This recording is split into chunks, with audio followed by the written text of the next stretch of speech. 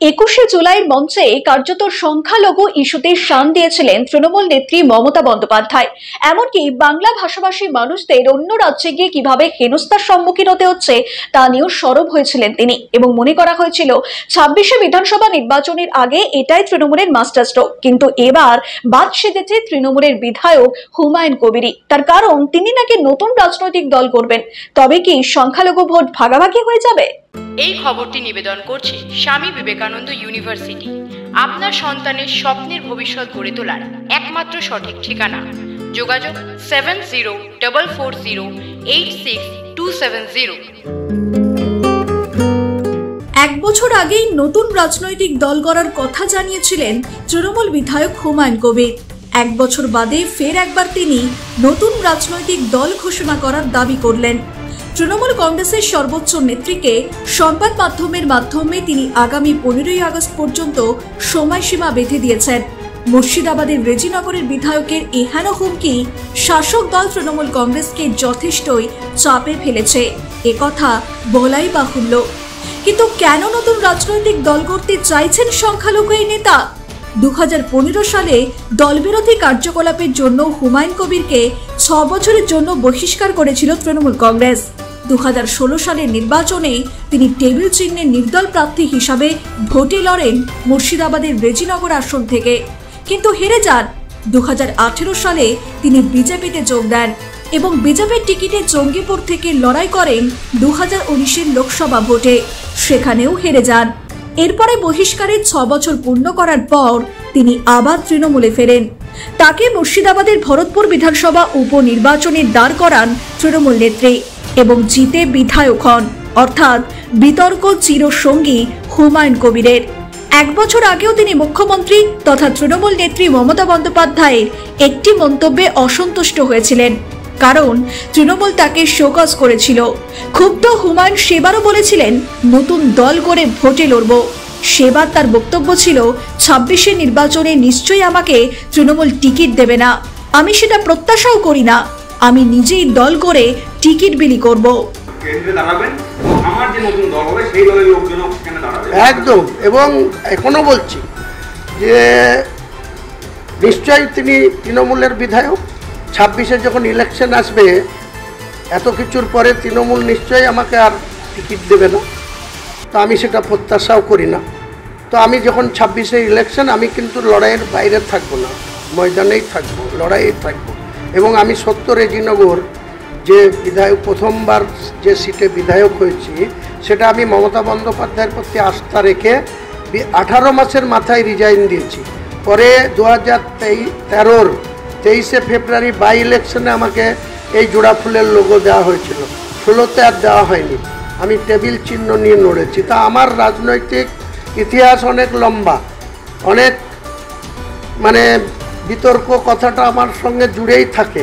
তা আমি তো বলছি যে আমি জানি এত কিছু বলার পরে তৃণমূল দল আর আমাকে 2026-এ টিকিট দেবে না, তো টিকিটের প্রত্যাশায় আমি বসে থাকবো না। আমি টিকিট ডিস্ট্রিবিউট করব মুর্শিদাবাদ জেলায়, এবং যারা মেরুদণ্ডহীন বিধায়ক হিসাবে মানুষের ভোট নিয়ে মানুষের কথা বলে না, নিজেদের পকেট ভর্তি করার জন্য যারা দল করে, তাদেরকে কি করে সাধারণ মানুষ করে দিতে হয়, আগামী নির্বাচনে 26-এ আমি তার প্রমাণ করে দেখাবো।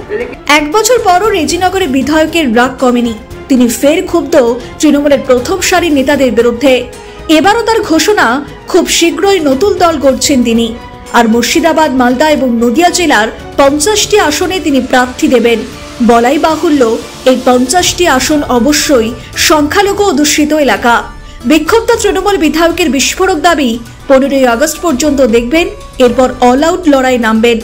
পাশাপাশি তিনি এও জানান, তৃণমূল নেত্রী মমতা বন্দ্যোপাধ্যায় বা সর্বভারতীয় সাধারণ সম্পাদক অভিষেক বন্দ্যোপাধ্যায়ের প্রতি তার কোনো রাগ বা অভিমান নেই, কিন্তু মুর্শিদাবাদ জেলা নেতৃত্ব এবং তৃণমূলের কয়েকজন রাজ্য নেতাদের বিরুদ্ধেই তার মূল ক্ষোভ। এই দলে রাজ্যের সর্বোচ্চ নেত্রী মমতা বন্দ্যোপাধ্যায় আমাকে অত্যন্ত স্নেহ করেন। এখন আমাদের সেনাপতি অভিষেক বন্দ্যোপাধ্যায়ের প্রতিও আমার কোনো অভিযোগ নেই। সমস্যা আমার পাশের সিট জেলার বর্তমান যে সভাপতি আছে, আগে যারা সভাপতি ছিল তারাও আমার সঙ্গে নন কোঅপারেশন করেছে। কোনো রাজনৈতিক আলোচনা করে না, কোনো গুরুত্ব আমি সেখানে পাই না, আমার বিধানসভার ক্ষেত্রেও পাই না। ফিয়াদ হাকিম এই যে অপূর্ব সরকার খলিলুর রহমানদের নেতৃত্বে রেখেছে, তারা ওদের জমিদারি মনে করে। তারা আমার মতো একটা লোককেও, ফিয়াদ হাকিম গেলেও আমি জানতে পারি না। দিদি বলে এসেছিলেন যে মুর্শিদাবাদ জেলাটা পর্যালোচনা করে চালানোর জন্য 10 জনের একটা কমিটি করে দেওয়া হবে। জুলাই মাসের ক তারিখ? 23 তারিখ। অদ্যাবধি মমতা বন্দ্যোপাধ্যায়ের বলে আসা কথাটাও জেলার নেতারা কোনো গুরুত্ব দিয়ে ভাবে না বা চিন্তা ভাবনার মধ্যে রাখে না, পিছন থেকে কলকাঠি নাড়ছে। তিনি স্পষ্ট ভাষায় জানিয়েছেন তার নতুন দল 2026 সালের 1 জানুয়ারি থেকে পথে নামবে। আর এই দলের কর্মকাণ্ড আপাতত তার নিজের জেলা মুর্শিদাবাদ ছাড়াও মালদা, দক্ষিণ দিনাজপুর এবং নদিয়াতে ছড়িয়ে থাকবে। হুমায়ুনের দাবি, আপাতত 50 থেকে 52টি আসনে লড়ার চিন্তা ভাবনা রয়েছে। দলটা যেটা করব সেটা শুধু মুর্শিদাবাদ কেন্দ্রিক করব না, মুর্শিদাবাদ, মালদা, উত্তর দিনাজপুর, পাশে নদিয়ার একটা অংশ, এক কথায় 50টা 52টা বিধানসভা সিট নিয়ে আমি দলটা করব। রাজনৈতিক মহলে বিশ্লেষক রেজিনগর ভরতপুর বিধানসভা কেন্দ্র সংখ্যালঘু অধ্যুষিত। নিজের এলাকায় বেশ শক্ত ঘুঁটি রয়েছে হুমায়ুনের, তাই তার সম্ভাব্য দলত্যাগ তৃণমূল কংগ্রেসের জন্য যথেষ্টই হুমকি। যদি এই সমস্ত এলাকার সংখ্যালঘু ভোট হুমায়ুনের দিকে ঝোঁকে, তাহলে তা গুরুত্বপূর্ণ জেলাগুলিতে তৃণমূল কংগ্রেসের ফলাফলে মারাত্মক প্রভাব ফেলতে পারে। আর বঙ্গ রাজনীতিতে পোর খাওয়া এই সংখ্যালঘু নেতা যখন জোর গলায় বলছেন 50 থেকে 52 আসনে প্রার্থী দিতে পারবেন, তাহলে বুঝে নিতে হবে তিনি হোমওয়ার্ক করে বসে রয়েছেন। এটাই ভাবাচ্ছে শাসক দলকে। যদিও তৃণমূল নেতা তথা কলকাতার মেয়র ফিরহাদ হাকিম তা মানতে নারাজ।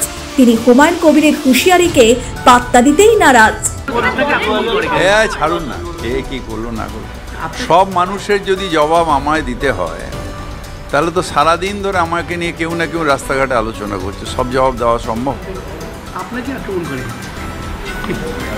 কেউ আমাকে আক্রমণ করে নিজে বলিয়ান হওয়ার চেষ্টা করে, মানে আমার পাবলিসিটি দিয়ে কেউ নিজেকে পাবলাইজড করার চেষ্টা করে। চিরঞ্জিত চক্রবর্তী বলছেন যে 2026-এ তিনি নির্বাচনে লড়বেন।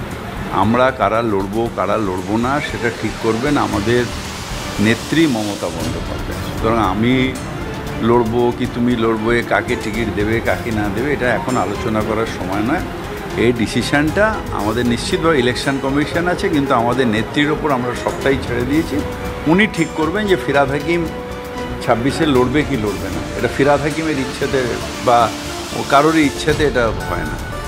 রাজ্যে বিধানসভা নির্বাচনের মাত্র 1 বছর বাকি রয়েছে, ফলে বিক্ষুব্ধ সংখ্যালঘু বিধায়ক হুমায়ুনের এই পদক্ষেপ নতুন রাজনৈতিক বিতর্কের জন্ম দিয়েছে। চাপে পড়েছে শাসক দলও। কিন্তু ওয়াকিবহাল মহল বলছে হুমায়ুন কবির এর আগে বহুবার নতুন দল গড়ার হুমকি দিয়েছিলেন। এখন দেখার 26-এর ভোটের আগে তিনি কি করেন। ব্যুরো রিপোর্ট, নিউজ বর্তমান।